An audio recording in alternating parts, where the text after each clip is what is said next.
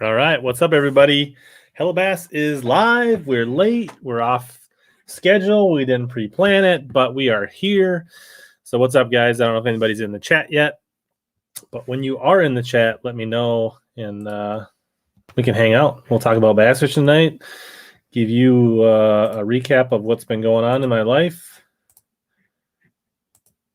and yeah, we'll do that. It'll be good times. So I don't know if anybody's jumping in here. All right, white whale fishing, JM. What's up, guys? Good to see you. Impromptu stream tonight. I was planning to do it. I just didn't schedule it. Been crazy busy fishing. This was my 11th day / evening fishing in a row. So I've been on a bit of a bass and bender lately. What's up, Nick? BB Bassin? Doug? What's going on, everybody? Darius, good to see you. Hopefully you're escaping the heat down there. Lots to catch up on. Yeah, I guess I only missed like one stream week last week when I was at the state tournament, and then I streamed and I was off a week. So it's been intermittent lately. So I just want to be like, I'm back. I think I'll be on for several weeks in a row. We'll catch up. Going solo tonight. No guests. What's up, Leo? And we'll just catch up. Answer a bunch of questions. Tyler goes fishing. Hopefully you went fishing. Good question, right away. Biggest bass while on the bender. Right at 4 pounds, give or take 4.1, 4.2.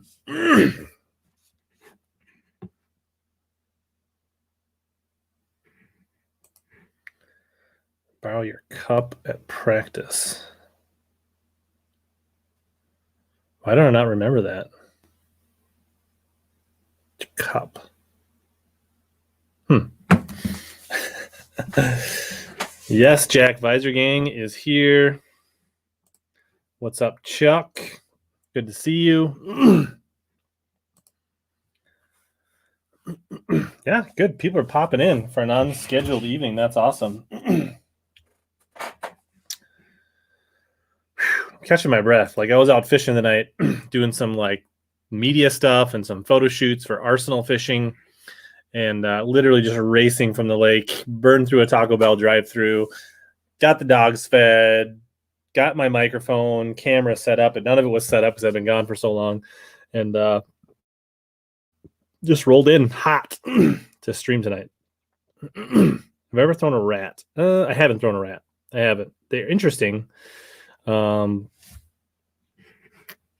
What's up, Bron? Aren't you're not up at Mille Lacs?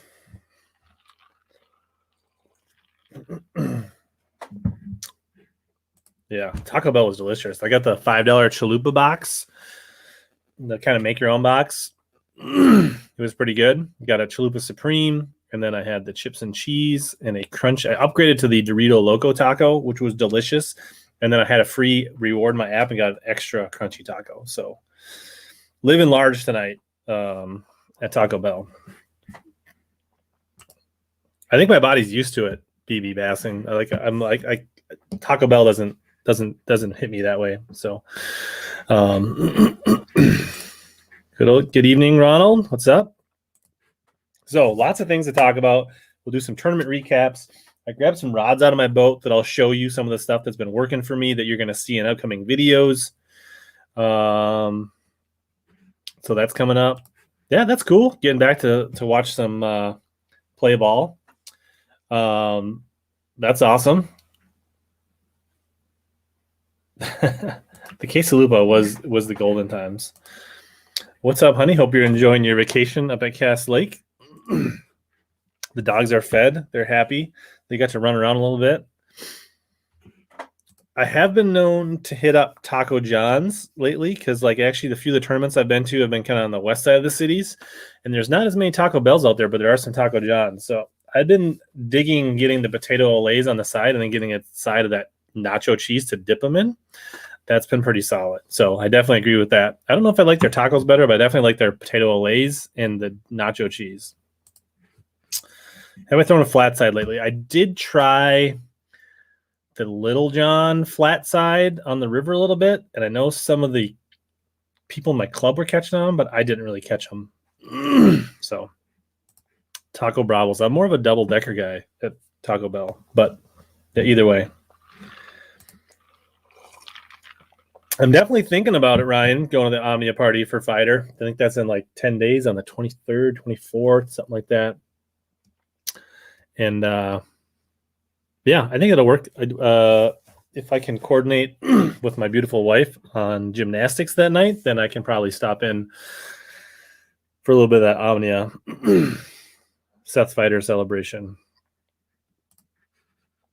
Nice. Looks like Bassmaster Matt's about ready to have one more day, and then he's going to be hitting a week of fishing. That's awesome. Where are you going? Up north? Going to a cabin? Where are you going? I don't know. Maybe I could do custom. Could we have like a Jacob? If I come, could we have a custom visor stand? Like if people buy an Omnia hat and they want me to make them a visor, I'll bring my Arsenal Battle Braid scissors and we can do custom visors right on the spot. Let me know if you think that's a good idea. And if you're in the chat and you would show up and get a custom visor, let me know. Oh, caught fish on a Whittier State. Nice. Very cool. Well, if you do, Ryan, make sure you say hi. I'd love to meet you in person. That'd be cool. Nice. Longville Reamer area. That's going to be good. Honestly, if you're going up this weekend, I think the Minnesota Bass Team Trail is going to be on Woman on Saturday or Sunday. So that might be cool to watch the weigh-in at Woman, since you're going to be in the area. That might be cool. Well, you could wear the visor on cloudy days, David, or like me, if you have your Arsenal hoodie, you just put the hoodie up over your visor, and it doesn't matter if you're follically challenged or not, you can still wear a visor. Pro tip. All right. It's approved. We will cut custom visors for anybody that wants at the Fighter party. Yes. So Sunday, what day is that? Today's the 11th, 12th, 15th, 14th, 15th. It'll be the weigh-in, probably like 2 o'clock or 3 o'clock weigh-in. I'm not sure where it is. Jack, where is the weigh-in and what time is it? Drop it in the chat. Whew. Is it just me or am I rambling? I did get some cool stuff in the mail. Speaking of visors, I did grab a BTL Bass Talk Live Richardson hat. What do you guys think? Does it remain a hat? Or do we make this one a visor?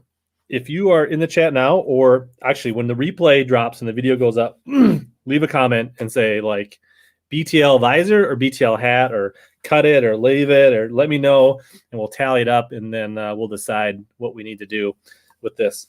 It's so stuffy and restricting having a full hat on. So I got that. I like how the BTL logo looks really good with the Arsenal. It ties in nicely. It would be a tall visor compared to the Arsenal, but we might give a swing. We might give her the Battle Braid scissors a test. But like I said, leave comments after the video. If you're watching the replay, let me know. Hat or visor. It could be like a dress hat for like when I go to weddings, maybe, or something like that. And then I did pick up the AFCO Samurai Sun Hoodie BTL, which just on the front just looks like a regular AFCO Sun Hoodie. But on the back, it's got the big Bass Talk Live, and then down one sleeve is AFCO, and then down the other sleeve, it's got the Bass Talk Live. So that's pretty cool. And basically, all the profits from the Bass Talk Live sales go to basically support Matt Panger on the Bassmaster Open. So Sun Hoodies, good deal, and supports them. Yeah, so it looks like Patrick's on the lake, 3 p.m. I'm too lazy to go pick up at Omni most of the time. I usually just wait for next day shipping. Plus, you get more notes that way. I have some bull shads. I haven't thrown them much, and I have not tried the bull shad rod.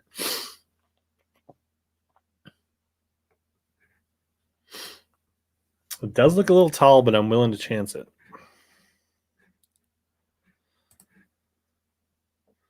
Oh, yeah. I would say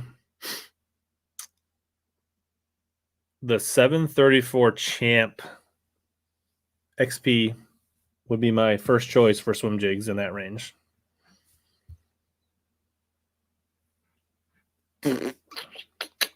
Or if you like a longer rod, a 764. Depends. Like, are you fishing them deep?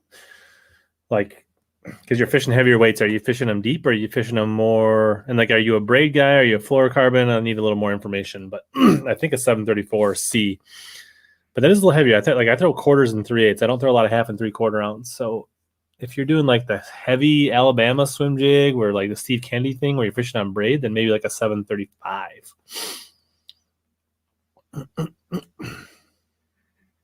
Yeah, awesome. And I think they still have some hats and some decals and sun buffs in the store. So if you missed out, there's still some of that in the store and you can still support BTL. Because they're lightweight, breathable shirts, they're moisture wicking, so they're not hot. They actually block the sun. They don't keep it in. So it's more about covering up and not oiling myself up with suntan lotion. I actually feel like at the end of the day, I'm less beat by covering up than if I go shirtless or sleeveless in shorts. But ooh, gymnastics. Yeah, I feel that. My gymnastics is in Burnsville though, so it's nowhere close. The current engine on my boat is a 2005 Mercury EFI 200, not an Opti. Yes, I have two Dobbin 704 CB in the non-glass versions. I just prefer the non-glass. I like the graphite versions up where I fish because I fish a lot of grass, and I just like the feel when I'm coming and ripping through grass. But I basically use my 704 CBs for jerk baits, like 110s and Nick sticks and Jackal re-ranges and things like that. And then one usually has like a DT6, DT4 type crankbait, flat side, Fritz side, Rapala OG Slim, those type of crankbaits are what I would throw on my 704. And then for like my more like square bills, wider wobble stuff, DT10s, then I go up to the 705 or 735. But before we forget, thanks to Arsenal Fishing for supporting the stream. Without them, this isn't as great a stream. They support the show. They support the channel. So if you guys want to check those out, code down below, Arsenal Fishing. You can get, some sun hoodies, some headwear, some tackle, some scissors, some wacky tools. There's lots of great things. Still using my Coalition. I do have the Coalition, but I think I'm about ready to let it go. I just got a few new rods, and I think somebody will really appreciate having that rod and the camo, and so I might sell that here in the near future. But so we talked about the BTL merch. I did get this new thing here. So the Arsenal has what they call their cutter kit, which is kind of cool. They have a kit that comes with three of their scissors in a battalion bag. So you get a storage kit, which once you take them out of there, you're probably not going to use the bag for storing the scissors. You probably put soft plastics or crankbaits or things like that. But they have the covert, which is kind of a compact, soft-handled scissors, which is really nice for keeping in your bag. It actually is kind of soft, so if you step on it, it doesn't like hurt your foot. The battle braid, which are scissors, which are a little bit beefier. They're great for cutting visors or things other than line. Both of these cut scissors like cut braid amazing. You don't need to put tension on them. They just snip it clean. This one comes with a sheath if you want to mount it like in a tool shop or on the side of your boat or in a compartment. And then you got the little Ninja, which comes on a little retractable lanyard. So if you want to like have it tied to your tackle bag or on your loop of your belt or in a compartment, it always like stays attached so you don't lose it. Because I feel like no matter how many scissors I have in the boat, they float around and I lose them. But if I attach this one to something, then I'm always going to have one. So I might end up putting this one on like my tackle bag. Sean Lai is in the house. What's up? So if you're interested in getting a bunch of high quality scissors to deck out your tackle bags and boxes, check out the cutter kit at Arsenal, and then you can use that code. Nice. What riot baits did you score? I have not tried riot baits, but they got some interesting little stuff. Little Boy Wabito, those are good lakes for sure. I fished Little Boy a long time ago. Nice. Yeah. Creators are in demand. Fishing with Gramps.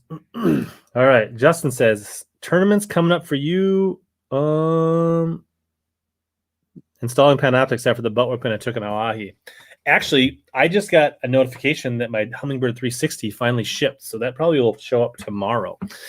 I don't know. So I was planning to go to Florida, and I was going to miss the tournament for the TBF Team Trail, but we might not go there, so I have that tournament.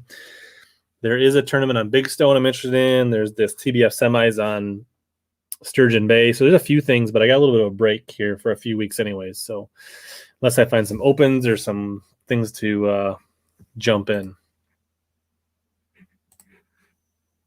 Yeah, I've warranted several Dobbins rods that I have broke because of stupid stuff that I've done. It is a quick process. You just, cut that 6-inch section out, like you said, right above the grip, and then just make sure you get right up there to the model number. So that 6-8-inch section, drop it in a padded envelope. There is a section on the website where it gives you the warranty address, which is basically their normal address in Texas. And you just put warranty department on it. Maybe drop a note in there with your contact info so they can call you back. And then, they'll probably call you in a few days to get payment information for the warranty. That's assuming that you broke it. If you really feel strongly that it was a defect, which does happen with every rod manufacturer, you can send the whole rod in, let them inspect it, and then if they agree with you, they'll replace it, no charge. But assuming that, it's something you dinged or stepped on or whatever, then you just cut the 6 inches and then you pay the replacement fee. So would I consider buying a 2000 Mercury XR6 150 for an 03 Triton boat? Yeah, I mean, it really depends on where you are in your journey. But yeah, I mean, assuming that 03 Triton boat is rated for a 150 and it's not underpowered, the old XR6 motors were really reliable, motors and tough. So, I mean, if, it's always nice to smell a little two-stroke in the morning. I mean, obviously they're going to use more gas and use more oil, but if you can get the right deal on it and it makes sense for the boat, then sure. I mean, I think a rebuilt with 20 hours on it is probably going to last a long time. But it really depends on the boat and the situation and what your plans are. Now, if would I go fish the Bassmaster Opens with that and depend on it? Probably not. But if I'm fishing little lakes around the house and local stuff, then yeah, and I'm just trying to get fishing and get into a bass boat, then it totally would make sense. Yeah, it's a sweet deal. And plus you can use the code, so that's cool. What's up, Stephanie? Good to see you on here. I think it's like the South Dakota TBF Open. I think I saw a flyer. It's like the October 1st and 2nd or something like that. If it's not already full, I think it's like limited to 40 boats. What's up, Thomas? Yeah, I'm not familiar with that marina. Vigilante and baton worms from Riot. Cool. Yeah, I think a 185 with a 150, that makes a lot of sense. So as long as you get it for fair value, I think it's a reasonable thing to pair up. The Champ 744 is sweet. I am really loving it. I haven't got on a huge flipping bite since I got it, but I love the way the rod fishes, the balance, how it feels. Interesting story. So I was fishing second day of the state tournament with a kid named George from West Central Bassmaster who lives out in Spicer on Green Lake. And he only brought like 3 rods because he got there late. And we got in an area and I was like, do you want something to flip with? And I just like, here, you can use my rod. And he's like flipping. He's like this is pretty nice. He's like, how much is this? Is this like $350? I was like, no, it's like 250, 260. And he's like, man, this feels good. And like after fishing with it for a few hours, he commented on my video Monday night. He's like, I had to buy one as soon as I got done. So definitely loving this rod. And I would say up to this point, now this is still early, but I would say my DX, my HP 745s are my favorite rods. But this feels like it's really close. And I don't know, for the money, I don't know that it's worth it to go up to the Champion Extreme over this. I don't know, more testing, but that might be a take that I have after fishing it a little more, that I might actually like downgrade and save some money and go to the 744 jig special. What's up, Austin? Good to see you here. Bo's in the house. Nice.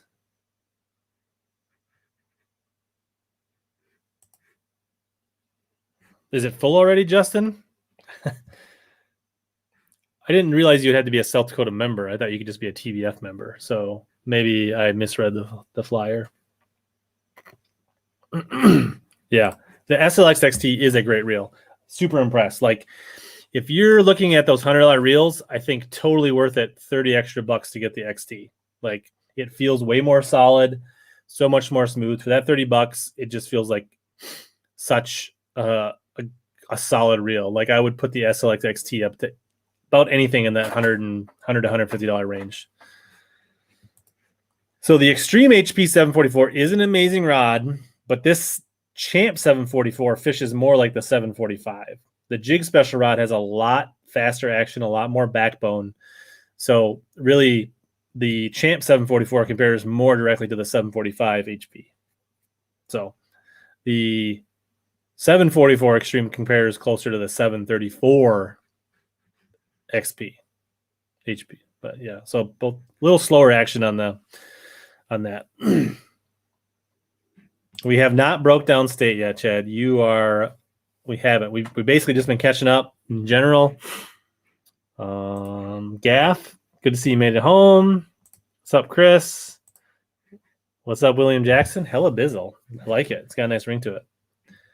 Yeah, Bono, that is the jig rod special that I dropped my video on Monday about. Yeah, we might test out that rod tomorrow night. More flip and bite. So I'm going to jump in the boat with Jack tomorrow night, I think, and see if we can get on a flip and bite. 30 frogging. For my tactical frogging, I use the Sierra 735.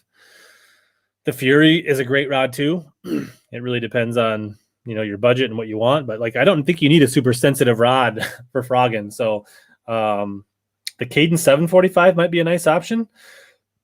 I haven't fished it myself, but definitely the Cadence are super hard to get. So don't get rid of your Fury until you can get your hands on a Cadence, because they're hard to get.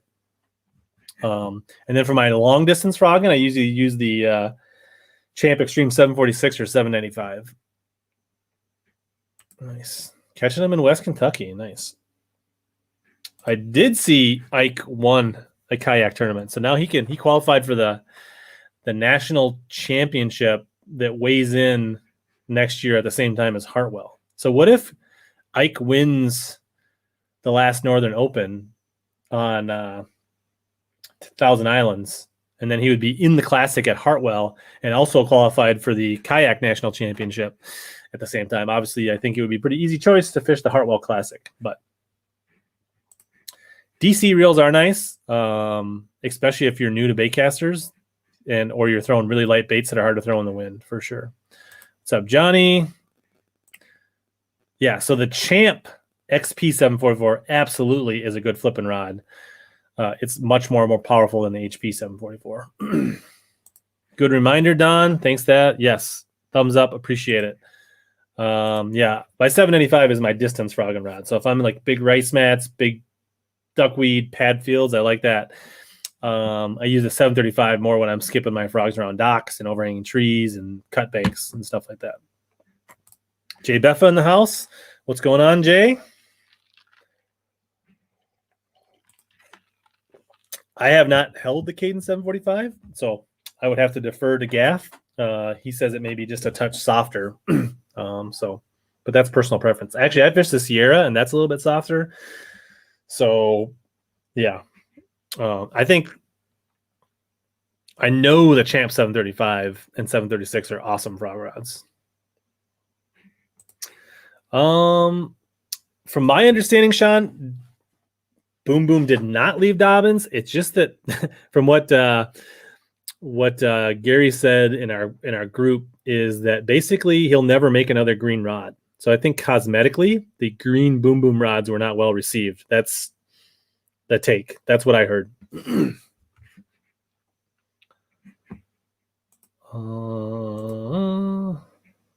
Yeah. Yeah, that'd be cool. I don't know that it's physically possible to pull both the vents off, but yeah, so full open 33 or 34. So there's only like 5 or 6 spots left. I better get on it. 744 versus flip special. The 744 is a much lighter, I feel like more balanced rod. You'll be a lot less fatigued flipping with a 744.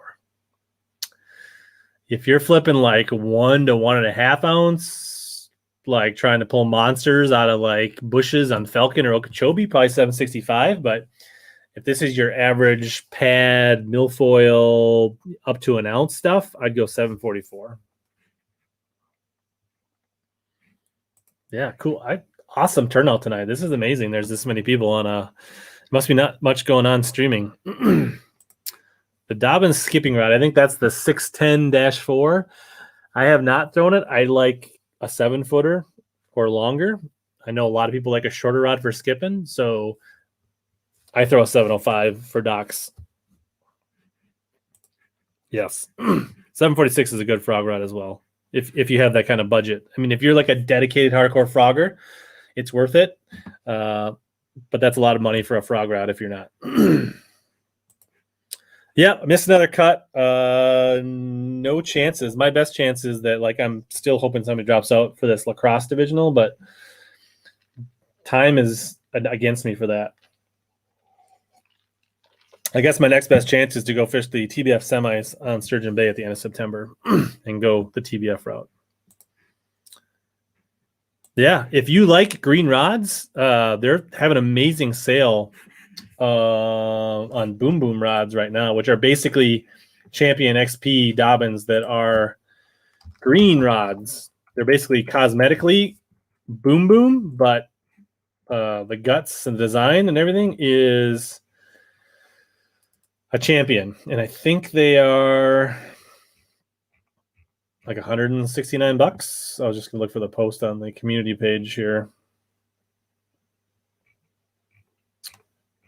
And I think they're all up to date on the website. You can just go on there. I think the prices reflect that. You can order them.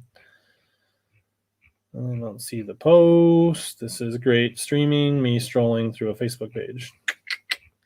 But yeah, if you want a good deal, yeah, I see that. And then you can get the frog series, right? White Whale, you were asking.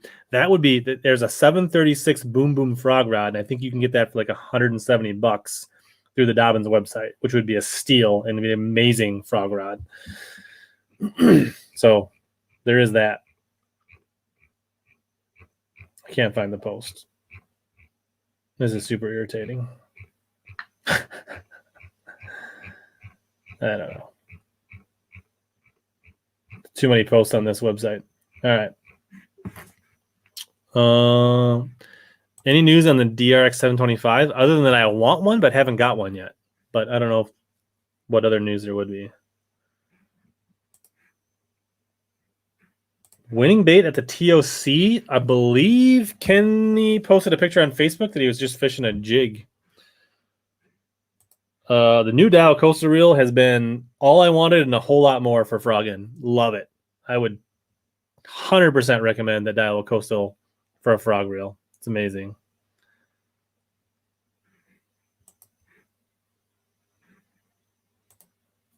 Not that I'm aware of, but he might use 6-gill reels. I think that could be why, but I'm not sure.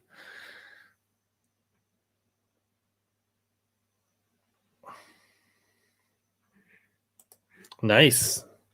Well, cheers to you, Matt. Yeah, I need to fish some of the Sobe models. Yeah, it's $169.99. So you're getting you're basically getting $100 off a champ rod if you're okay with green. Yep.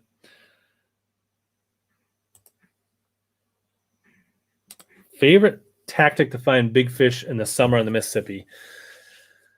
If you want, I don't know. So I think flipping is the best big fish tactic. Like, you're not necessarily going to catch as many fish, but I think to get like a 4 or 5 pounder, I think flipping is the way to go. Maybe topwater for smallies, but for largemouth, I would say flipping. I mean, frogs are good. You catch a lot of 2 to 3, 3.5 pounders, but I don't feel like you catch a lot of giants on frogs. So I think flipping, whether it's trees, mats, pads, I think that's how you get the really big ones. Yeah, I don't know what the timeline is for restock. I didn't realize they were out.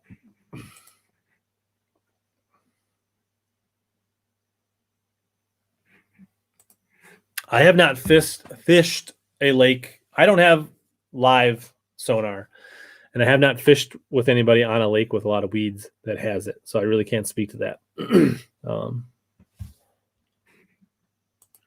I have been fishing Dobbins rods for probably 10 years or more. I used to use Loomis, and I had bought all those Loomis myself, and I still buy all my own Dobbins rods. But basically, I had some rods break, and I sent them in that were relatively new, and I don't felt like there was anything negligent on my point. And I sent them in, and they basically told me to get lost and wanted me to just buy a new rod. There was no warranty. So that turned me off at the time for Loomis and Shimano.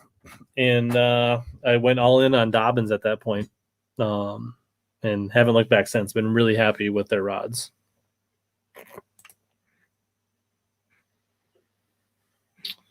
Cool. What else? So let's talk about tournaments. All right. So rewind. Green Lake TBF state tournament. The video is about half done. It'll be up hopefully Friday. I only had a day and a quarter of practice on a lake that's known for smallies, and I decided I was going to go shallow to try to look for bigger fish. Shallow. I figured on a short practice, I really wasn't going to outlearn the lake for people that had fished a lot. The first night of practice, I caught three smallies on a fluke that probably would have weighed 10.5 pounds. That pretty much locked me into that. I went all in it all day with my practice, and that backfired in the tournament. I had found one largie spot with grass that I flipped for a limit each day. And basically, I was flipping these 10.99 big bait tubes. So it's green pumpkin on one side, black and blue on the other. Great color anywhere you go.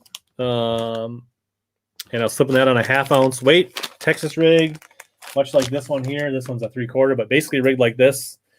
I wasn't fishing on this rod. I was fishing on I didn't have this rod yet. But basically that with a ring DWG. You'll see in the video, that's how I caught almost all my fish on Green Lake. This is an Arsenal salt bug we were flipping tonight. But the tube craw is what got it done. 1/2 ounce weights, 20-pound fluorocarbon, jacked him in the boat. Yeah, it's hard to beat the craw tube around grass.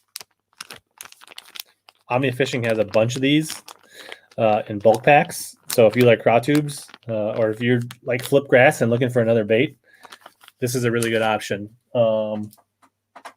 So that was TBF. I caught him in practice on a fluke, but in the tournament, all I caught was largies. It was kind of a bit of a bust.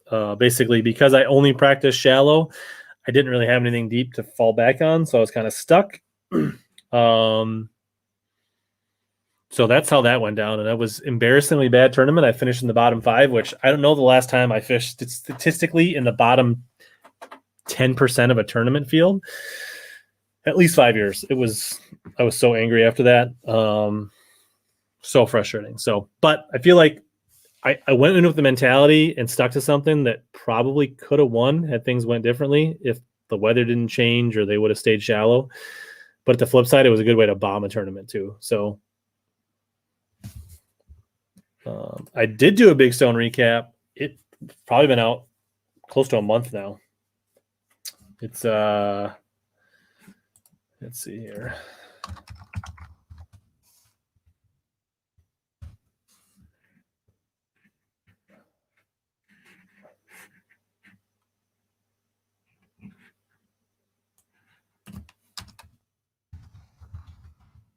Ugh.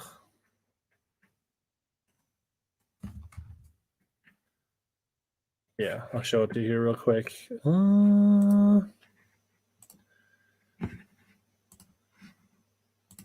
Right here. So I did 2 videos. Practice video, Land of the Giants, me hanging out with Dan from Arsenal Fishing. We fished that. They're good vids. I think you'll like them. Check them out. So both of those videos are on the channel about a month ago. So there you go, AP Fishing.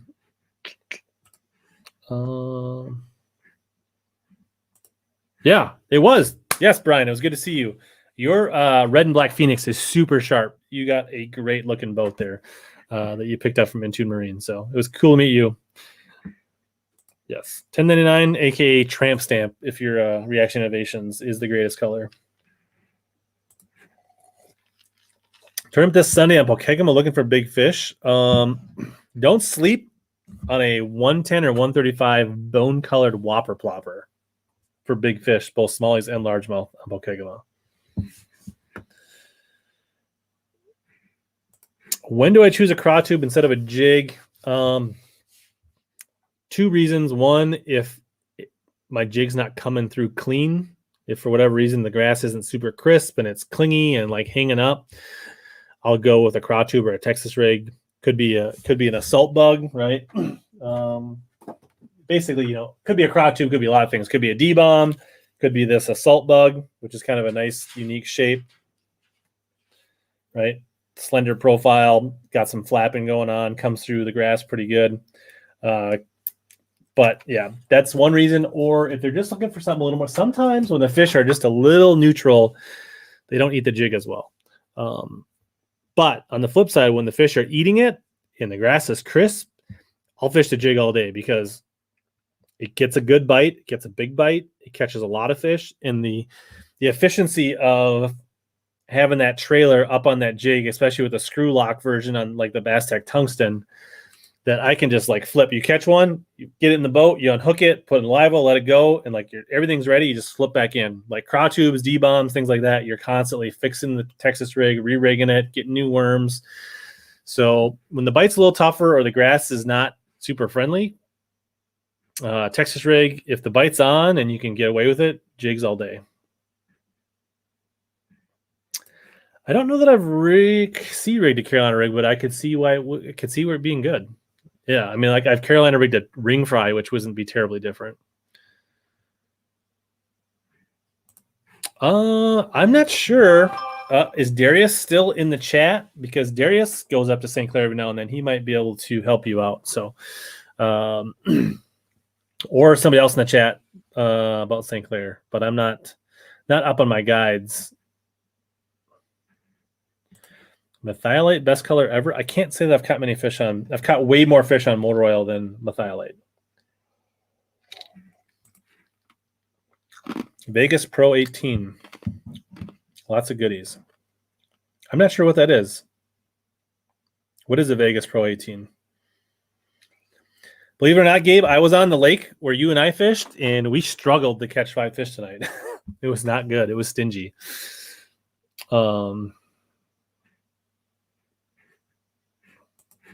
Nice. BFE is a good bait for sure. That's a good way to put it. That's what I was kind of saying.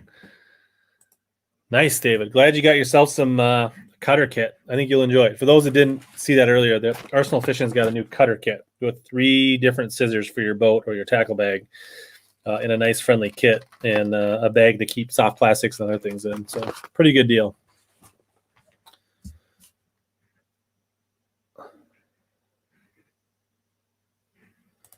Yeah. glad to help you with the license situation, and good luck in lacrosse. And hopefully sometime I get to see you. How did I approach Cronus for the TBF? We'll get to that in a minute. Yeah, did he get a Vexus? Maybe that's what he was saying instead of Vegas.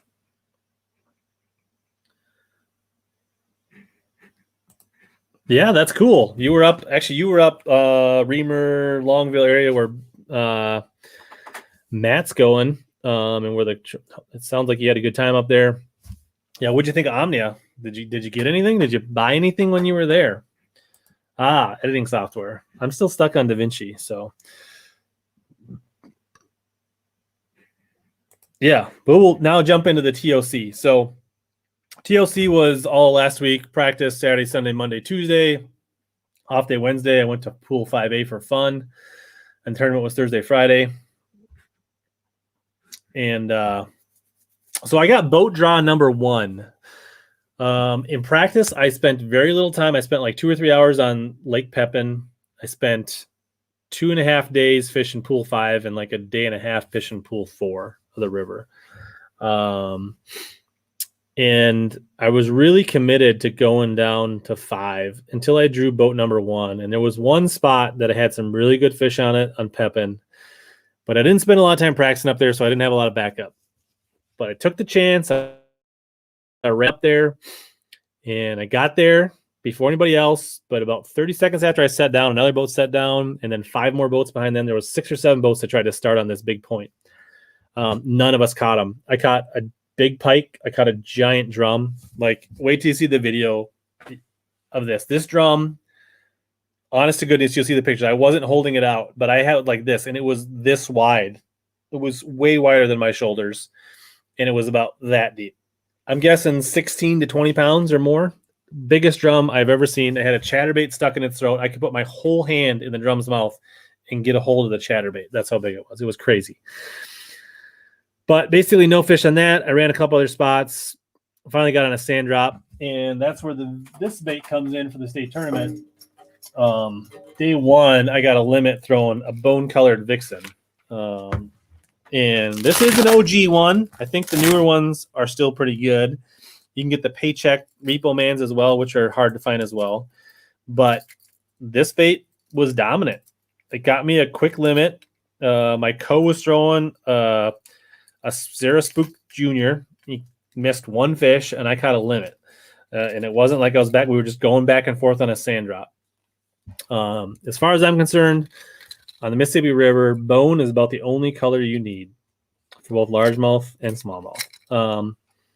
Depending on the bait and where you were on the river, the big one wasn't always the choice, but I was fishing for fish that were chasing shad, and so the bigger vixen was working well. If you got on wing dams and things like that where they were chasing like little pin minnows or other parts of the lake where the shad were really small, then a popper or a smaller vixen or the Barry Legal or a small Zara spook would work better. But in the areas I were at where they were chasing normal size shad, this was the deal. So I caught a limit. I bailed on the lake. I probably should have stayed there. I went and fished my stuff on 4, upgraded like 1 or 2 times. Caught like 11.5 pounds. It wasn't a great day. It wasn't a terrible day. Couple things I do on this vixen. So I fish it on, I guess normally it would be a 703 or a 733. This one's a 704 because I broke a rod last week. But 7-foot rod, medium to medium heavy. I like something with a decently soft tip. High speed reel. So I got this on like a Tatula 7-1. I throw 40-pound mainline braid to a like super short, like this is like maybe 8 inches of fluoro or monofilament leader. For this big bait and that short of a leader, it doesn't matter whether you do fluoro or mono. If you go down to the poppers and the smaller walking baits, you're going to want to go mono because that little bit will drag the bait down and screw up how it works. But this is a big enough bait, it doesn't matter. I like braid because I can cast it further, and then when a fish hits it, all I have to do is just kind of lean into them and pull. And if the fish misses it, the bait just pops right back up, and they can come and hit it again. And then as far as you just have to be careful when you're playing them. You can't horse them super hard. When you get close to the boat, you just got to be careful. If you use a rod with a softer tip, I don't lose a lot of fish on topwater, but I hook them very well. I feel like when I fished mono on topwaters, two things would happen. Either on a long cast, I would set the hook, there'd be too much stretch, and I wouldn't get the hook into them, and they'd pop off. Or they'd miss the bait, or they would just kind of pull it down, and I'd set super hard, the bait would come flying out of the water, out of the strike zone. I'm super sold on straight braid. It may not work for you, but it works great for me. And then this is really just to keep the hooks from tangling. This short leader, a little bit shock absorption, a little bit visibility, but more it's so when this hook, sometimes when you're walking it really hard, it comes up and like hits this. With straight braids, sometimes that point of that hook will go right through the braids and creates a mess and creates inefficiencies of retying and things like that. This doesn't have much left, but I like a red hook on the front for topwaters. It feels like they hit the front of the bait better. I hook them better. On the back treble feather, I actually put double split rings, so it hangs a little lower. And if they just get that one last hook, they have less leverage. So those are some of the mods I do to Vixens. But yeah, got a really nice limit. But where it really shined was on day 2. Went to the spot I should have started on day 1. It was an upward facing island point with a sand drop and wood on it. And I probably caught 10 keepers to my Co's 0 when he was fishing a Berkeley Jaywalker of the same color. Yeah, you won't convince me that a Vixen is not a great topwater. So this was, I know they're hard to get. The new ones, sometimes Tackle Trap and other places get them in. I think they're worth the time and effort and money to get them. All right, let's catch up on a few questions. 735 for flipping setup or a 744 jig special. Both good rods, depending on what series we're talking about, Owen. I don't know. I haven't talked to Seth. I know he's been busy. I think he's got a hunting trip. I know he's going to be on BLTL next week. I don't know how many interviews that Seth does outside of a few major ones, but I would love to have him on if he's interested. Maybe Jacob could plant a seed for me. I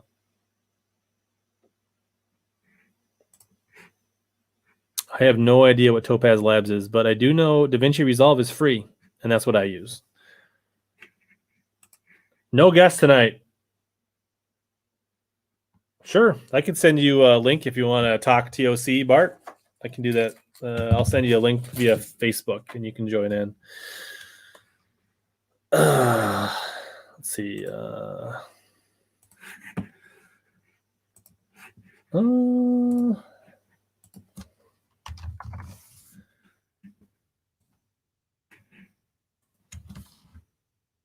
All right, we'll see if Bart joins in later. Got a couple things. Bulk pack craw tubes. Got to hold a Kage. Yeah, it's kind of neat. When you go into Omnia, they have like little computer monitors, and you can fill out your order, and then basically they'll just pick it for you and bring it out.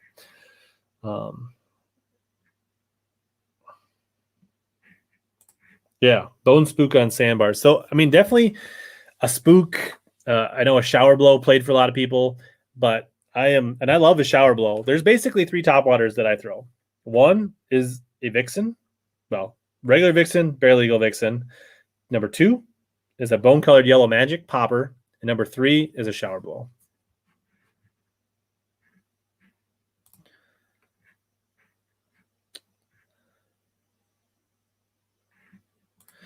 I do plan. I haven't registered yet, but I got the official invite. So at this point, I am planning to come fish Sturgeon Bay at end of September. So I know it can be tough that time of year, but it's a bucket list lake. I've never been there before, so I'm willing to give it a whirl, and it should be fun.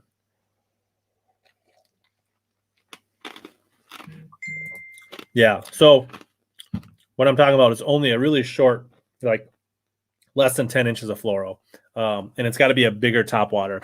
For the smaller topwaters, the fluoro definitely messes it up. So like in my barely legal Vixen and my popper, I definitely got to go mono or it messes up the way they walk.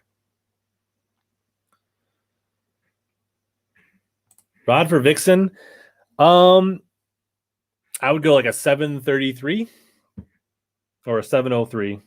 would be my preferred rod for the Vixens.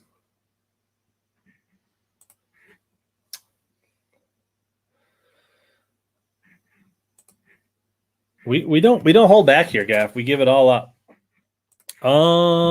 Depends where I'm at, what size the bait fish. They're both good baits, the 110 and the 130. Yep. The one knocker teckle is a good one as well. From everything I've heard, it's the same bait. I have not tried. Are you talking about the new 77? I have not got any of those yet. I saw those on the Baitman channel. Yeah, those are good baits. I just have so much confidence in those three that and I've got plenty of them in my tackle box. There's really no need. Getting married, Sean? When are you getting married? So you need all the YouTubers to return the donations that you send every week, and then you can pay for the wedding and the honeymoon. You should do a live stream from the wedding. I'll join in.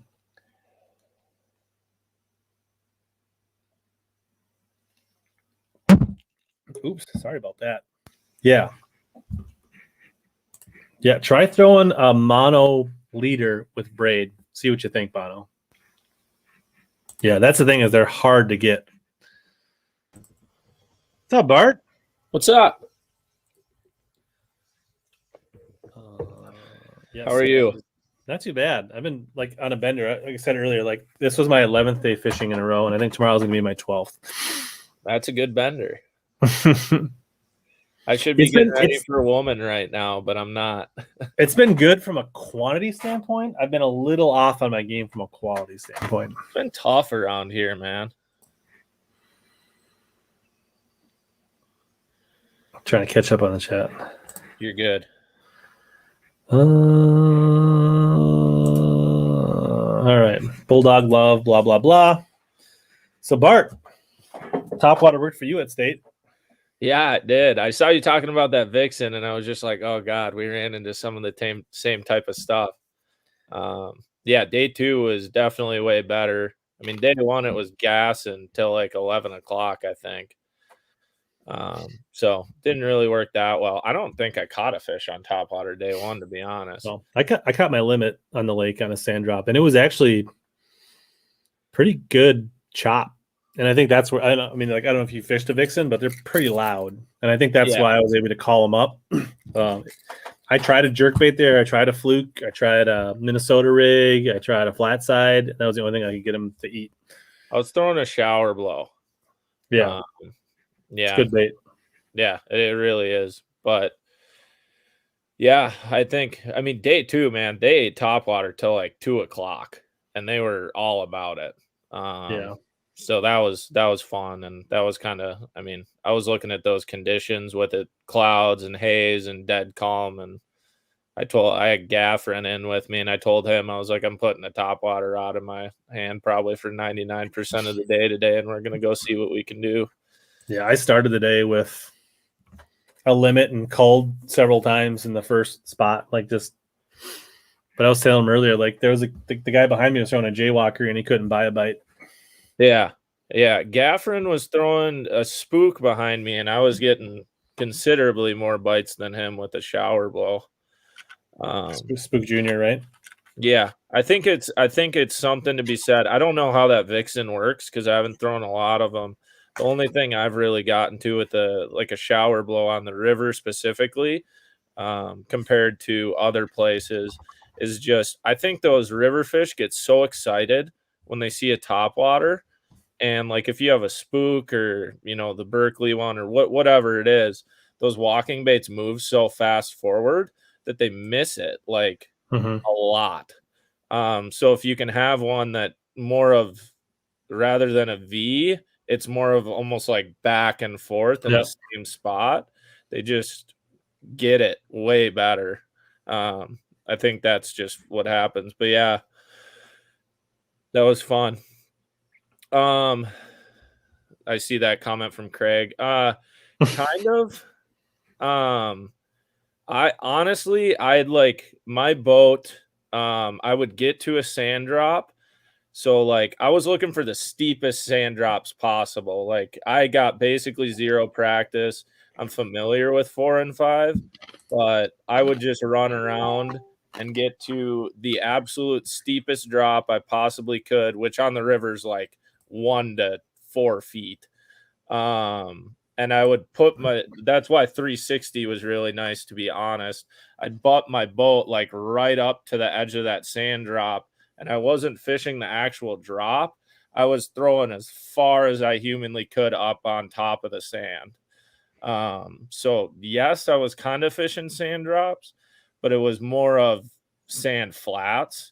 And like if you didn't get bit, there's so much sand grass and stuff out there right now. Like you'd have to reel your bait in, take the grass off, chuck it back up. But yeah, that's mainly what I was doing. I did find after I had about 14 and a quarter in my live well at probably 11 on day one. And so I just went fishing because I knew 2 of the spots I had some really big fish on them. And I just didn't want to mess them up day one because there was nobody there. I was so by myself. I just didn't want to mess them up. So I just went fishing and I went by this grass line on literally the main river that had tons of shad on it. When I went by it in practice, I could see them rippling. And I just went there and I started fishing. And I got to one little section of it. And you could throw anything into there, a swim jig, a spinner bait. I caught like 2 on a spinner bait to start, but then they stopped eating that. But you could throw anything you wanted to in there, but they would only eat a fluke. And I sat power pole down there for 2 hours. And I think I caught at one point, I like counted up to like 24 fish in 24 casts. It was unbelievable how many fish were on this little grass point, just snapping a fluke back, largies and smallies. It was a lot of fun. I think Dagus pulled up to me about an hour into that one. It was a lot of fun. Nice. Yeah, that's the cool thing about the river is like you can find groups of fish on lakes, but you can find megawads of fish so much better on rivers. Like it's crazy. Like, and they're ready to eat, all of them. Sometimes, but yeah, when they are, they really are. Yeah, like, when they're ready to go, they are like ready to go. I went to 5A on Wednesday for a little bit in the morning. I was fishing some wing dams that were covered in grass because the water was even lower over there. Really? And I made a really short pitch to this little grass clump on this like sand drop wing dam. They couldn't have been 10 feet. And I like started moving my yellow magic and they just started coming up.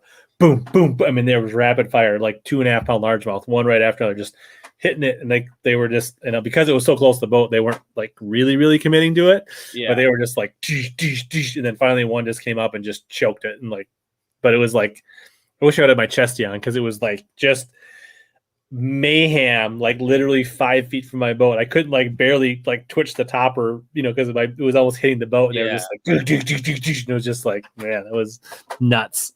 Yeah. I think Gaffron and I probably saw the coolest thing I've ever seen on the river on day 2. It was like probably about noon. We'd pulled up to one of the really good spots I had where I didn't fish day 1, and we were just looking around for them because they moved so much, especially on sand.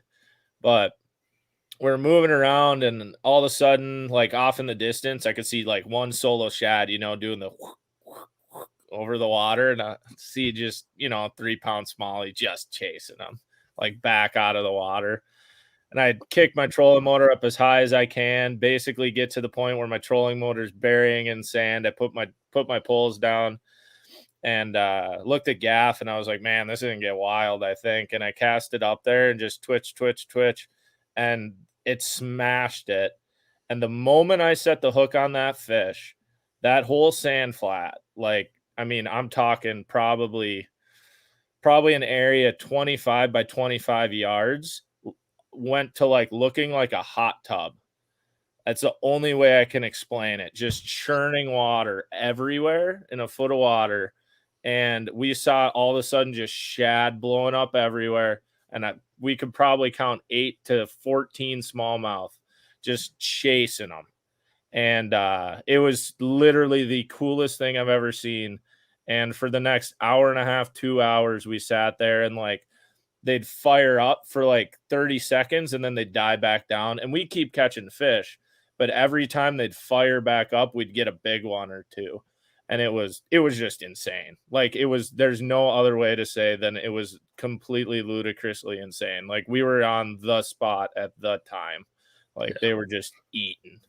Yeah, my starting spot on day 2, which should have been my starting spot on day 1, in practice was like that. Like it was like they were just, and I had a couple of our high school co's, and they were just like, "This is amazing." And I was throwing a yellow magic with like they come with those little red plastic hook covers, and they were just like literally like, "Dude," and it's just like, boom, and like pulling it down, and it would like float back up, and then it'd be like, boom. It's just like, they're just like, oh, that's another big one. That's another big one. Like it was fun.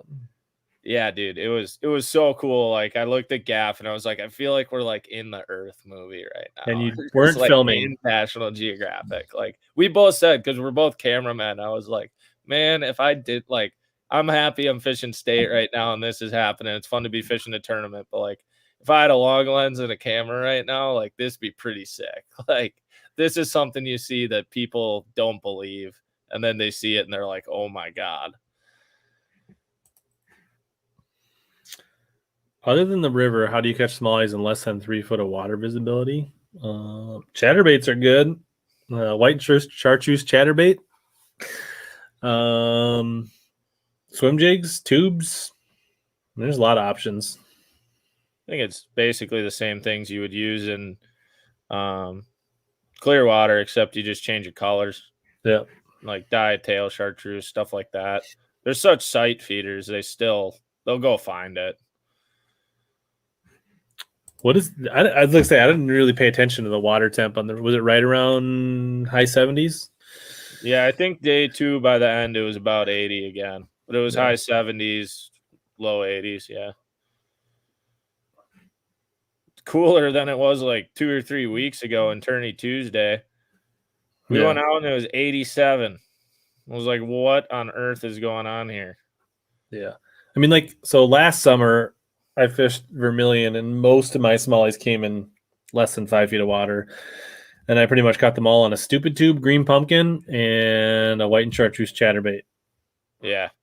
I think it's a little different between tannic compared to just like dirty water too. Sure. Yeah. I like a 7-1 for my chatterbait.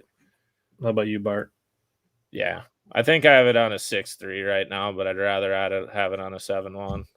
Oh, my George, what's up? He was there to witness the Vixen thrashing on the. He did get me at the end though, because like we come back at like 2 o'clock to fish the spot one more time before we lock, and he's like, "If you catch one more on a Vixen, I'm definitely ordering one tonight." And so I was like, "Oh, I got to throw the Vixen now." And then he smoked a 3-pounder on a stupid tube behind me. He baited me in. He got you. But George, we were talking about you earlier. We were showing off the 744 jig special rod, which when I dropped my video review, you said that you ordered one like that night or the next day. Have you fished this one, Bart? Yeah, I saw you do the review, and I was actually knowing how much you throw a jig. I was actually shocked how long it took for me to see that video, because I think I have 4 of them. That's my most universal rod in general. Like, not even just flipping a jig or a Texas rig. Like, I'll throw a worm on it. I'll throw a football jig on it. I'll throw a Carolina rig on it. That's my hair rod, like big hair jig. Oh, like preacher jig. Oh yeah, not small hair, like a big hair. That rod can do like anything. It is an awesome rod. So what I was saying is it really compares to my HP 745. Okay. And that's what I like my HP 745s. I throw football jigs, I flip jigs, I flip beavers, I throw Carolina, like all that same stuff. But like this does all that for like $100 less. Yeah. It's like, I always thought it was pretty like the tip is really comparable to like that Champion 735, but it just feels a little more stout. And it's balanced. Yeah. I mean, all Dobbins rods, but this one is like It's so mint. It's just like if anyone ever looks at me and they're like, "What Dobbin should I get to start?" I'm like, "Get a 744 because you will throw everything on it." Yeah. Me, I like a graphite. Lately, I've been throwing a 734 Sierra for my chatterbaits. And the 734 has got a softer action to it, but the Sierra has even a slower action, which is really good for chatterbaits. So, like, I know a lot of people swear by the Champion 736 CB glass rods, but I'm not about the glass life, and I like to feel stuff. And do I really need a $270 rod to throw a chatterbait when I can get by with a $170 Savvy that I think does a great job? So I don't know. Are you I throw the 736 CB. Yeah, I love it. I think it's the best chatterbait rod I've ever used, but I can understand that. I throw a Sierra 734 for my swim jigs. Mm-hmm. Same type of reason. Yeah, where I use the Champ 734 for swim jigs because I like just a slightly faster action. But yeah, fishing attorney on Tonka. Any ideas? I'll let Bart answer that. I have no idea. And I don't know. Weights were pretty low for the Denny's compared to this time of year. Throw a Nico rig.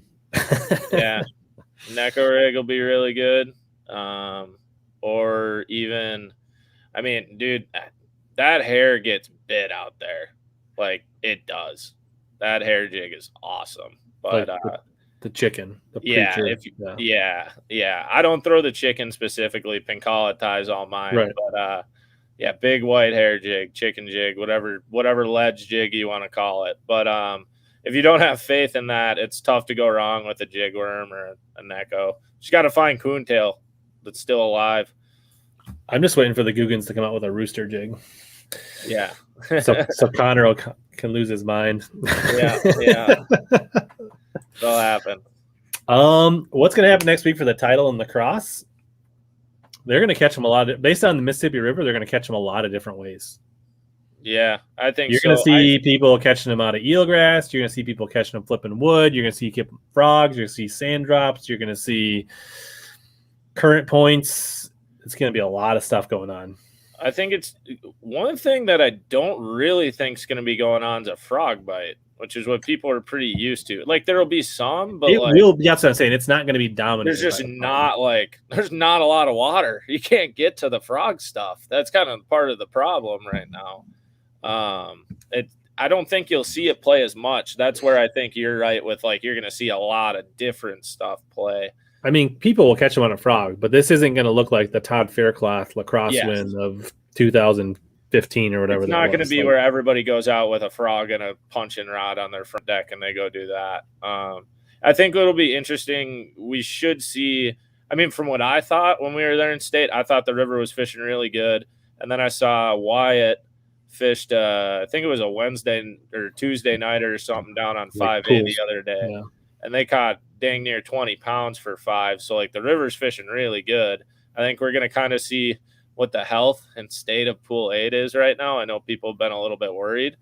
I think there's still plenty of fish, but it's tougher down there. It just gets so much more pressure. It's still good, but it's not.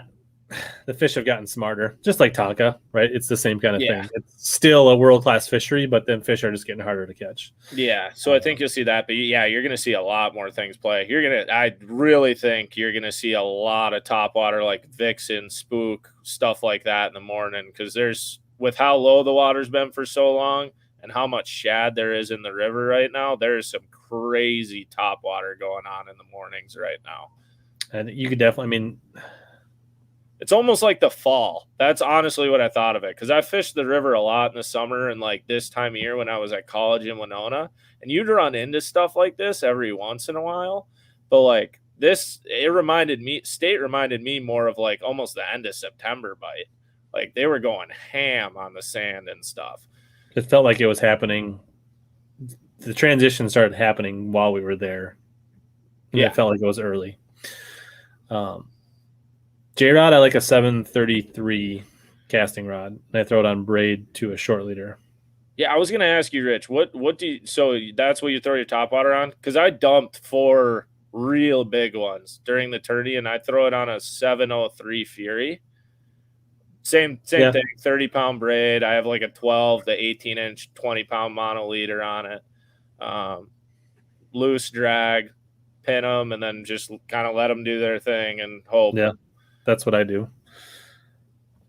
The only other thing I do is like I do put a double split ring on my last treble hook.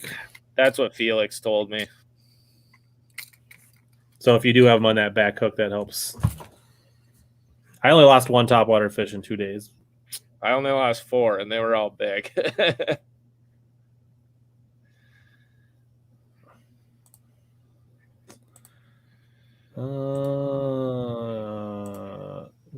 Why are we the reason you don't throw any dog? I don't get that, Jay. You're just afraid that you'll love them too much? I don't like a balanced rod.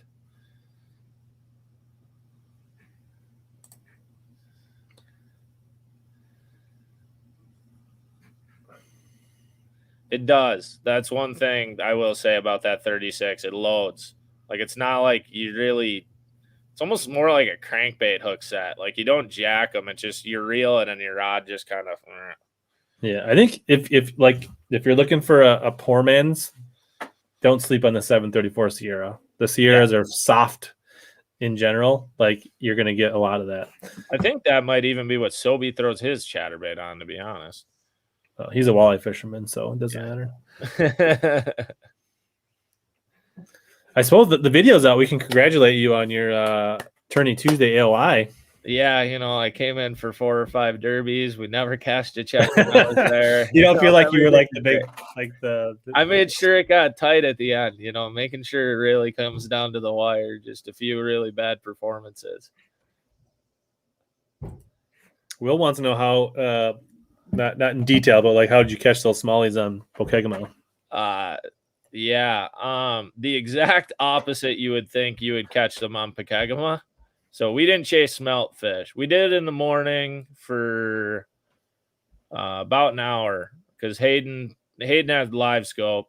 So he ran around to the smelt fish where, if anybody's familiar with Pokegama, you go out to the middle of Pokegama in the morning and everyone's just, moping or Demiki rigging, whatever you want to call it. They're video gaming them. But Hayden had figured out that they were very boat shy because it had been dead calm for about 2 weeks. So they're pretty boat shy. So in the morning for about an hour, we just ran a bunch of points and he'd just live scope and look for one and cast at it. And we caught 1 4 3/4 doing that. Other than that, honestly, we caught them all shallow. Caught 2 on hair jigs. And yeah. So you caught him exactly how I tried to catch him on green and it backfired on me. Yeah, no, we caught them really shallow. But like, dude, they were really specifically in like 4 spots. Like we must have fished the 2 perfect spots to start practice where like you could see 20 to 25 pounds. Pretty like not just one limit, like 3 or 4 limits of that. And then we went around looking everywhere the next 2 days for it. We found 2 more spots. That's it. They were not doing it everywhere. So, but like me, Nichols, and Jacob, we were all in sight of each other almost the whole day. So like we are all looking at each other like, well, I know I got a big bag and I know Nichols has about 20 pounds. Well, I'm sure Novak has about that too, because we're the only ones over here right now. We're all doing the same thing. Yeah. I would say the other thing on the back to the topwater, I don't know if you put a red hook on the front, but that's something I do. I have not done that. I will. I find that they really hit the front of the bait, and then you get a better chance of getting multiple hooks in them. I feel like I don't lose a lot of them on lakes. It seems like it always happens on the river, and I don't know if it's just mean river fish or if it's what, but I don't know. Yes, smallmouth will definitely play for the MLF Pro Circuit. I think you're going to see, you could see a fighter's pattern should be going. What he did. I don't know. I think largemouth will probably win, but smallmouth will play. Yeah, for sure. Probably a mixed bag. I could definitely see more smallies than largies, though.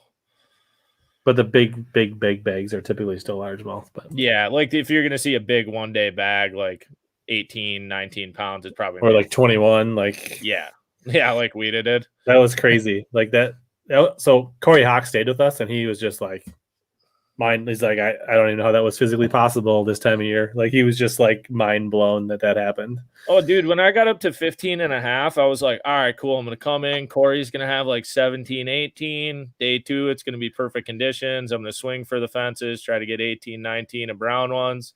Maybe I get lucky, but I'm not going to be too far out of it. And I get in with 15 and a half, and I'm like, oh my God, I'm 6 pounds out. I'm screwed.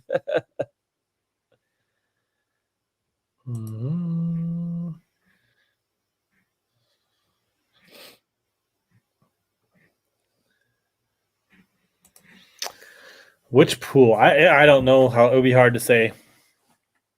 That's any of those pools can be one, and I haven't been down there enough to say. That would be guessing. Just from when I've been down there, from what I guess I saw on the rivers when we were down there, my first day of practice would be on 7. That's what I would do. But yeah, like you said, it can be one on any of those pools. Well, thank you.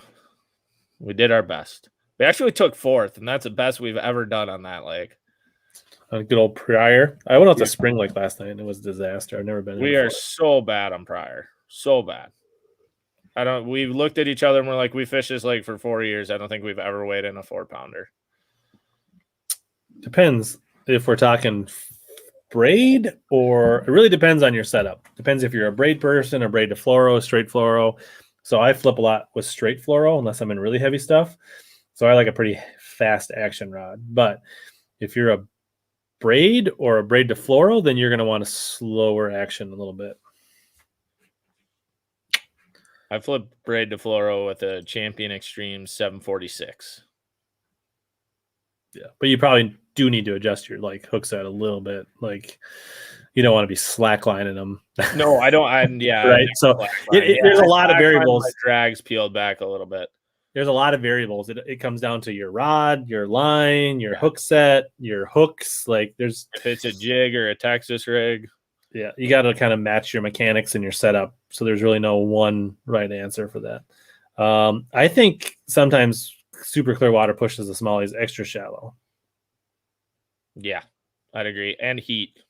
It depends on the fishery and the forage base, though, as well. So I'd agree. Wind too. Like if it's been calm for a long time, they'll kind of wander up shallow. Yeah. Fighter, when he made his big comeback, he was largely fishing a sand drop, if I remember right. Yeah, he's fishing sand drops, shallow sand. Yeah. And the Minnesota rig is basically a one hooked A rig with lots of blades. That's all blades instead of dummies. Yeah. The water's pretty low, but not super low.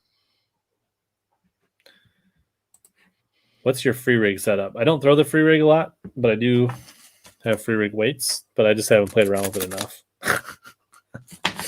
I don't even know what that is. The free rig is basically you rig up a Texas rig, but instead of a bullet weight, you put like a elongated teardrop drop shot, but with the ring, right? So you basically just thread this on like a bullet weight and then tie your hook on, and then some people put a little bobber stop between their hook and the drop shot weight or the free rig weight, so it doesn't hit the knots. But basically, you cast it out and then your bait floats up behind it. That's like an untethered Carolina rig. I feel like hookup's got to be awful with that. It's supposed to be pretty good. I don't know. It's a Japanese thing. Yeah. Okay, that makes sense.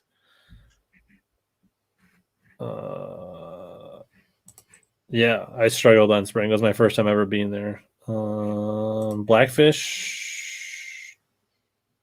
It was good. It was better bite was better than last year. Fish are really pressured. Really pressured. You go up to a coontail patch and you look at 360 and you see 6 of them sitting outside it, and you throw a jig worm at it and you watch them all swim away pressured. So, yeah, it was more about finding fish that wanted to actually wanted to eat. That was kind of the big deal there. And it's a lot of timing out there right now. Like it's always a timing lake, but it's really a timing lake right now. I don't know. I think you can use the same rod for a spy bait and a hair jig.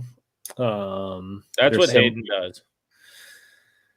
It depends. If you love smallies and you're really into it, then yes, it's worth getting a dedicated rod. I don't know. It's still situational. Depends how much you fish smallies in clear water. Yeah. Like if you live in Minnesota, it's probably worth having, and you fish tournaments and smallmouth lakes. I don't know. I have never crushed them on either one of them, so I'll refrain from. Definitely have a hair jig rod, Which can be your spy bait rod. Yeah, and you can smash them all year on a hair jig. But or if you're like me, you can just keep them super dry in a nice little box tucked away, and it looks good. It looks good. Yeah. But yeah, then you can throw a spy bait on that too. Spy bait tends to be more when they're like really not eating. Like it actually seems like a spy bait works better when they're like a hair jig isn't, because they're not eating, which sounds really bizarre, but that's all about I've figured out. And landing fish on a spy bait is also like terrible because they always swipe at it, and there's blades in the front and back, and yeah, it's just. But hey, it wins stuff. It wins derbies. It's just really hard.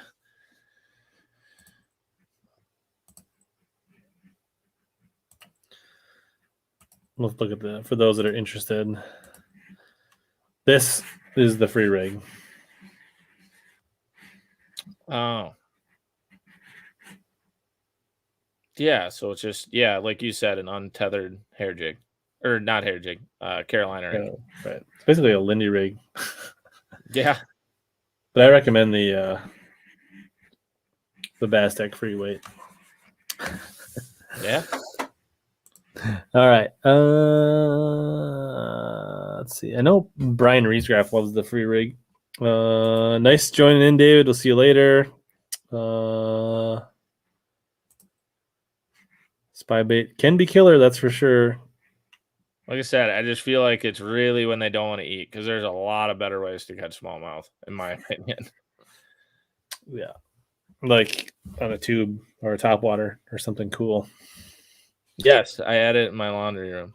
It's the only quiet place. It's good acoustics. Yeah. It's dark.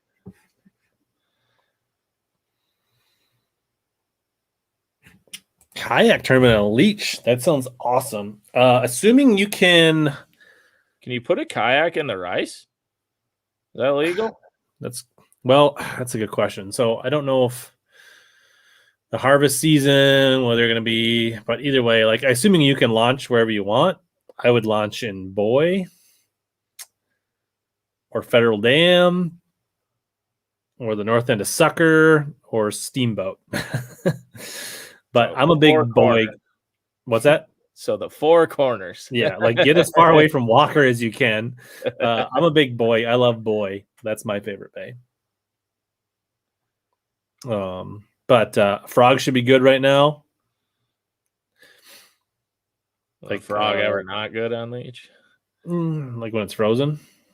Yeah, there you go. I feel like leech is the lake where like you could go there in like end of October when it starts to ice up and throw a frog, and the fish would come up through the skim ice to eat a frog. I would not doubt it. I've never fished it, but that's just all I've heard of that lake. Like they are the angry. Like imagine the smallmouth when they were sharking your topwaters, like chasing baby seals on Pepin. Yeah, that's how largemouth hit frogs in the rice on leech. Like they don't come up. They come like from the side and like over the top of it. Like yeah, you see them coming for like 10 or 15 feet, and you're like, dear Lord. Yeah, it's nuts. Yeah, a frog and a flipping bait, and get after it. Find the rice with bait and slightly deeper water in it.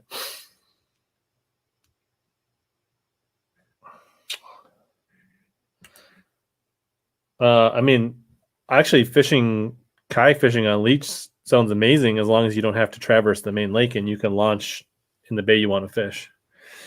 Yeah. Yeah, it should be fine. I mean, you can get away from the wind. I'm pretty sure Bart has fished Okoboji. I have, but I've only fished it when it's like 30 degrees. It's a really good lake. So if I'm practicing, I'm usually humping my frog pretty quick, looking for fish. It really depends. Like I like to work a frog fast. If they're not eating it or missing it, I'll slow down. But I like to start with my frog pretty fast. And I like a walking frog in general more than a popping frog. So now if I'm skipping it under docks and trees, then I will definitely I'm getting it into like the juice, and then it'll be a very deliberate, hard, slow walk until I get out to the shade line. But if I'm fishing mats and pads and stuff, I'm going to keep my frog moving pretty quick until they tell me they won't chase it down. I don't throw a frog a lot. Well, we'll just get rid of Bart. I leave that to you. You go do that. I'm all right at it, but I definitely don't need to do it. Black. And if they won't eat the black, then sometimes a white. No, or like that's actually the way I frog too. Yeah, I like black, and then actually I like the natural red, that Spro brown red color. Yeah. White. Sometimes I'll mix in some bluegill colors if I really feel like they're like if you're obviously around bluegill beds or like in that like post spawn. Yeah. But most time I love like the lakes where you grew up, Bart, and down towards like St. Peter and like Black Frog. Skip it as shallow as you can. It's basically dragging its belly and like shady. They just crush it. It's an amazing bite in the dead of summer when nobody thinks you should be fishing there. Yeah, I think the only time I throw a white one is honestly more towards fall. Yeah. On the river, sometimes it'll be an obvious, like you'll see shad running through the pads. Yeah. They'll throw a white one or something like that.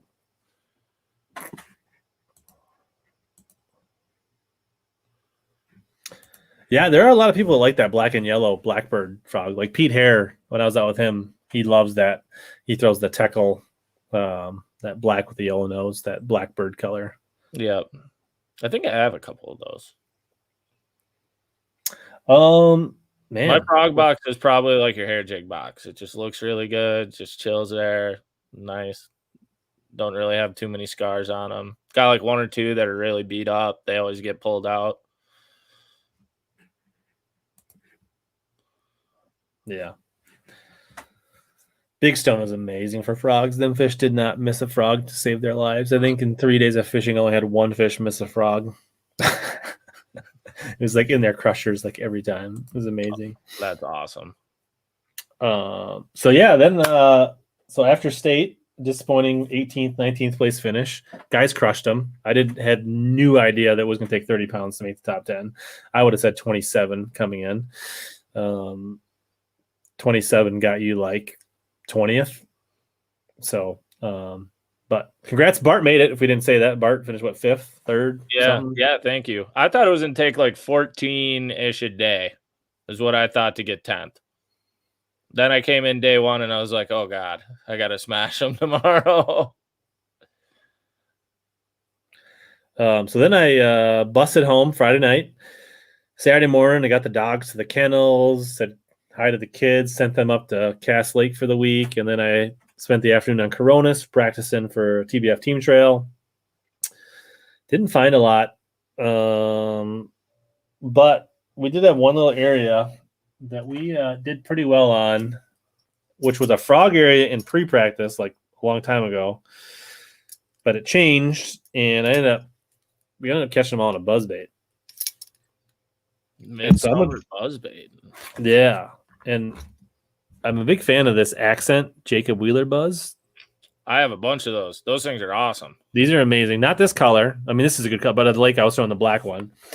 And my new favorite buzzbait trailer is the Hammer Craw. Now, Jacob Wheeler, I don't think is any longer affiliated with Gene LaRue, but he came out with it. I don't even know if they make this one anymore, but This that looks good. has Looks been like an amazing. So I rig it upside down so you get the smooth side instead of the rib side on the buzzbait, and super impressed with this buzzbait. Like, it's legit.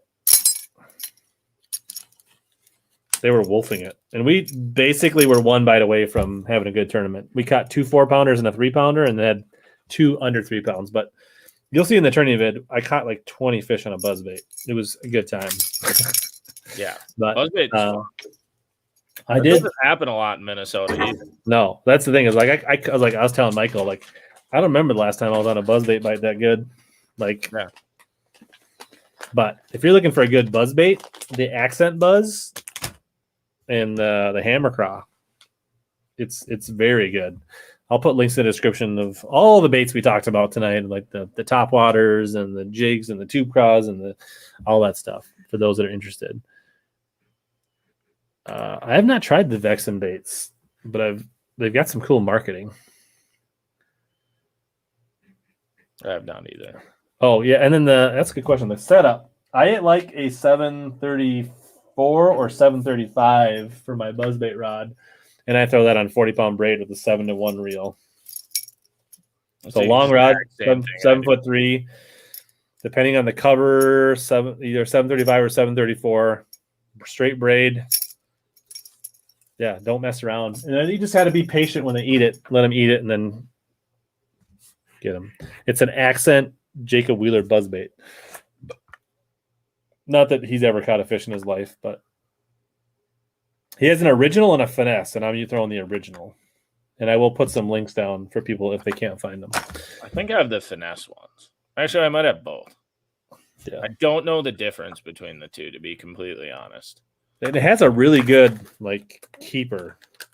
Yes, I do remember that. I was trying to pull a trailer off it, and it's so they come with the skirt off of them in the package, so you can put the skirt on there. But otherwise, it's got this. That's not really showing up, but it's got like the molded part, and then it's also got a little wire barb, so you get both the molded and the wire.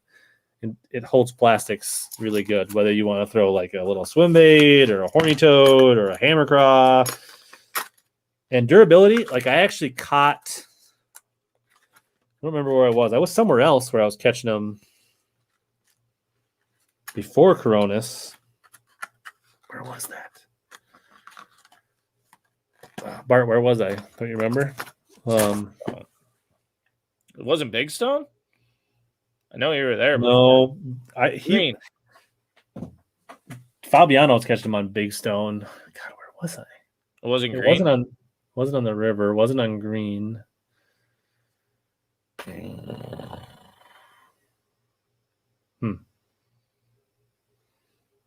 Did I fish too much or not enough that I can't remember what I was fishing? But anyways, I caught a bunch of fish on another lake. And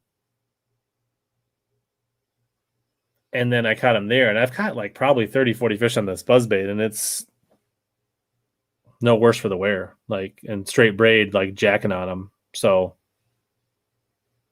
like, durability seems really good on it. No, just you talking about that buzzbait. One thing I did get on in the little bit of practice on the river that kind of blew my mind. Yes, Liam, it was Washington. Yeah, somebody pays attention to what I put up. Thank you, Liam. No, but I got into just kind of the weirdest bite on those wing dams. I couldn't get any of those fish to eat anything. I pulled out a spinnerbait, that Bassman, like TW double willow, like on an 8-1 reel. And I just burned that sucker over the wing dam, and oh my God, they crushed it. But they'd only do it when it was sunny and dead calm. It was the weirdest thing in the world. But they just crush it. Nice. So Wheeler modifies his buzzbait. That's why he's Jacob Wheeler, and I'm here talking to Bart. That's why I'm Bart.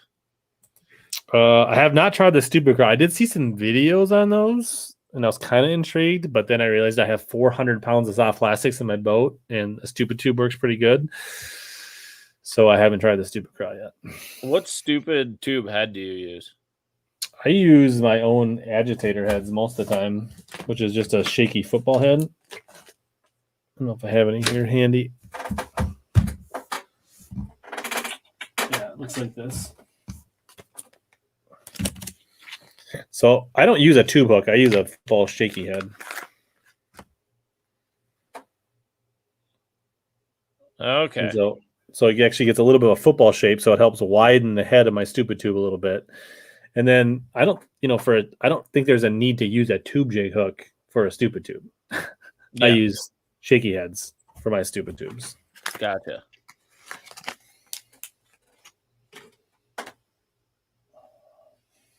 Cool. Man, it's been like, I guess we're getting close to 2 hours. Chope car makes. There's an owner phantom jig hook that looks pretty good that I've heard people talk about, but I've never tried it myself. I got some from this I can't remember the name of company. Act Lures, ACT maybe. I can't remember the name. They had a good stupid tube head. Those are the ones I have that I throw. It's like a ball head. There's another one that's really good. Is V&M. Oh, was that it? No, that I like. Pull it up here. See if I let me see. V&M Smalley tube hook. I'll show it here. It's got an enormous wide gap tube hook. So I'll use this one sometimes. I'm looking for this one right now. Is that it? Otherwise, yeah, this is it. I think this is the one I showed just a second ago. Is this Bastic agitator head? I just sent you a link to it if you want to see it. There's not very good pictures. Where is it? On Facebook. I sent you a message. Facebook. Yeah, these look actually similar to what? It's like a ball head and then 90 degree, I believe that is, or 45, whatever. Yeah, but it's like a giant. This is which is really similar to that one I just showed from V&M. Yeah, it's a giant EWG on it. If anybody does website development, please contact this company and help them. Make a good jig head. They do. Not so much website, but I told you I was like, it's hard to get the picture up, but any tips for gull? Well, there's typically a good jigworm bite. There's usually a good flipping bite, like on grass edges. A month ago or so, it seemed like they were on very specific deep weed edges where people hammered them. It's a good topwater lake. I mean, like, it depends. Are you just out there fishing for fun? It's a good spinnerbait lake. It's a good topwater lake. Get out and find the good green grass edges, flip it, jigworm it, topwater it, spinnerbait if you get wind. Reeds can be really good if you get wind down in Lake Wilson and Steamboat. There's a lot of ways to catch them on gull. It's a fun lake. I think gull is one of the most underrated or underappreciated bass lakes in Minnesota. They keep getting bigger. Like the weights out there for team trail this year were astounding. But yeah, like he said, it's just a phenomenal. It's a good dock lake if you like docks. When you're there and it's not a tournament, there is like so many ways to catch them when they're not getting pressured. Yeah, they are. It is a great lake. You can do just about whatever you want out there. Best tube company. I don't know. I don't. Get Bit Baits is pretty good out of Wisconsin. They do like hand pours. I like those. Mm-hmm. I throw a lot of ISG and Howies. Yeah, I'm not like a huge tube snob. So, got a good color and salt on it. I like it. Stay off of woman. It would be his number one tip. Yeah, my fish until after Sunday. Yeah, stay off woman. Don't poke any of those fish. Those suckers just. I'm praying for 5 bites, man. That woman is probably. I think it's one of the. I don't know how I want to say this. It is one of the best tournament fisheries in Minnesota in the summer, in the sense of like you feel like you're down south because the fish are extremely condition specific.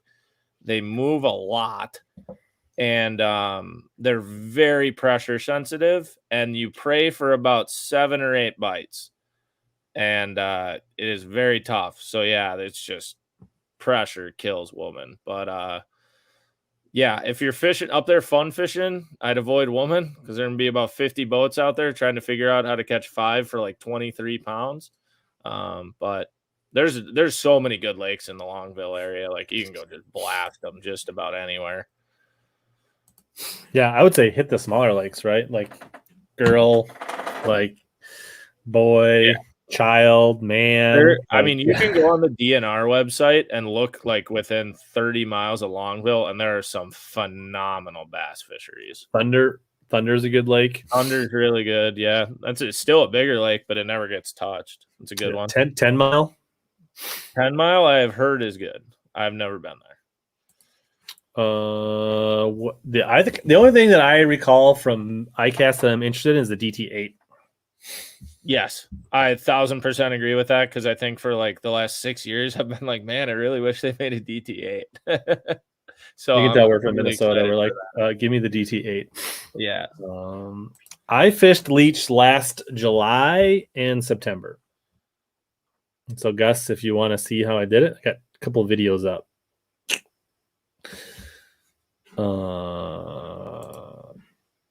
Nick says go to Pleasant. Never heard of Pleasant? But the thing is, there's probably in that area, there's probably 100 lakes within 30 miles. Yeah, there's so many lakes. You can go back your boat into any lake up there and go whale on bass. That's right, Billy. You can always catch the replay or the podcast. Search HellaBass in your favorite podcast app. Lots of good stuff tonight. Oh, man, I feel like we're winding down. We're like almost 2 hours in. My Taco Bell's starting to wear off. I feel like I covered most of what I wanted to cover tonight. Remember, in the comments, if you're here late after the video goes up, I want to hear, should we make this a visor or should we leave it as like a dress hat? I feel like it'd be a very tall visor. This logo is pretty high. I think that patch is a little tall. Should I just cut it like right through the middle of the B? Yeah. It'd just be like, Matt knows it. The replay to get you through the workday. I got one of these. I'm pretty excited about this. The sun hoodie. Ooh. Those look really nice. Yeah. It's an AFCO, so be good for sure. Yes. Exactly. It'd be DIL. Dill. I could do like a little hump, like right where it's like normal and then just kind of like rises up and then comes back down.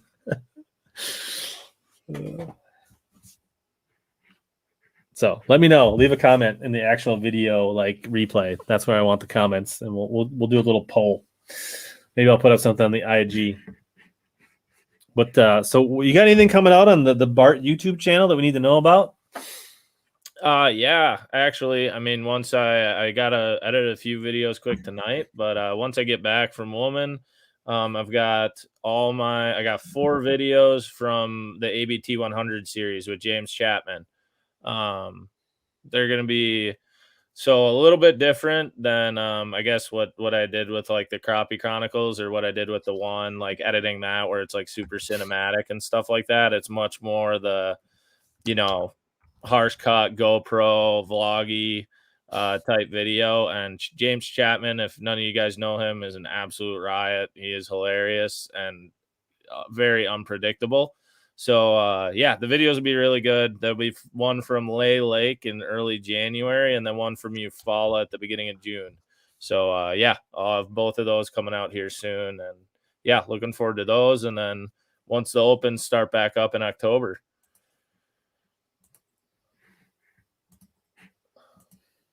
So, ways you think I should make videos on how to make a visor? They're out there. Already done. It's already done. There's 2 of them. We need more Elite Series. I did feel a little empty inside the week after Thousand Islands. Yeah, short season, but I think the guys kind of need the break too. I'm excited for next year. I'm really excited for them to go to Oahe, not in June. You're going to see some big bags. Yeah, I don't know if you noticed this. Like they're taking off literally 90 miles north of where they took off last time. So almost nothing. Like basically the furthest people ran in the last tournament will be the very lower boundary of where people can run this time. So it's almost an entirely new fishery. Except they can get gas down in 90 miles down. because there's a harbor there, I believe.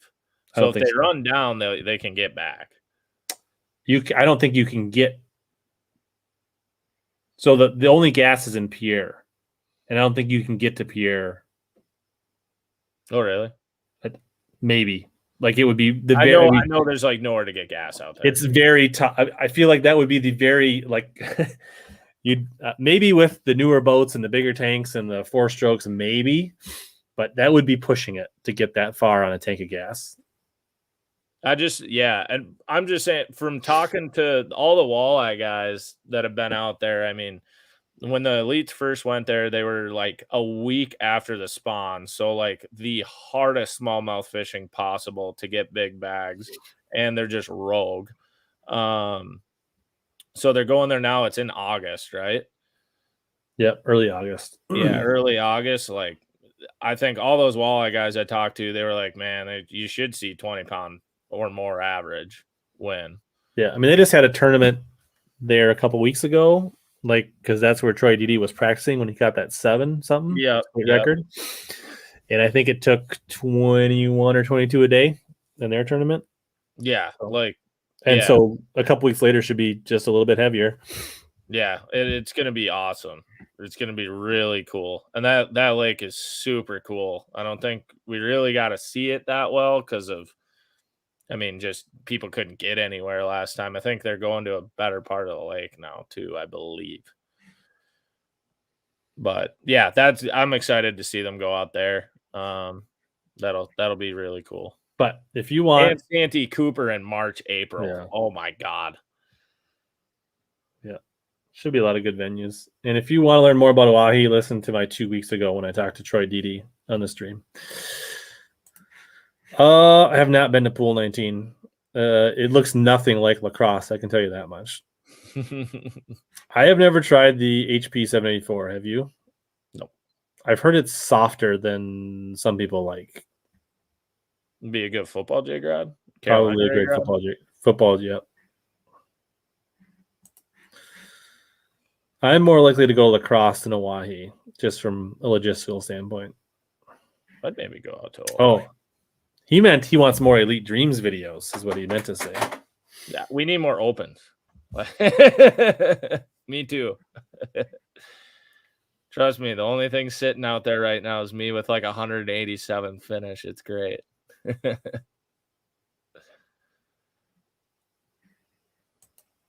Nice. Cool. Well, so yeah, check out Arsenal Fishing. If you came late, check out the replay, check out the podcast. I'm gonna try to get another like Green Lake tournament video up this Friday, and then try to get like 2 videos and a stream out for the next few weeks just to get caught up. And then a couple weeks before we got another tournament, and I don't know, should be more fun fishing, more beatdowns coming up in general on the channel. Appreciate everybody that tuned in. Kind of big numbers tonight for just randomly not scheduling a stream and throwing it up there. So thanks for joining in, Bart. Yeah, Bart was with Scott Martin earlier this year, but now he's too big time. So Scott's too big time for me. Bart's too busy. Bart's too expensive. He found cheaper talent to replace Bart with. Yeah, both. See, all of the above. But I was with Scott till Neely. Yeah, I was with him at Neely too. But yeah, I didn't even go down south after Neely, actually. I just wasn't down there. I had too much stuff going on. Yeah. Alan, I hope somebody magically drops out and I see you in lacrosse as well, but I'm not as hopeful as I once was at this point. Bart told me I was in on the docks, and then I wasn't in the docks. So, oh, you talking about last year? Yeah, Whitefish. You were like, oh, you're for sure in. 11th. All right. Well, we're gonna wrap things up. As always, here to help you guys catch more big bass and suck less.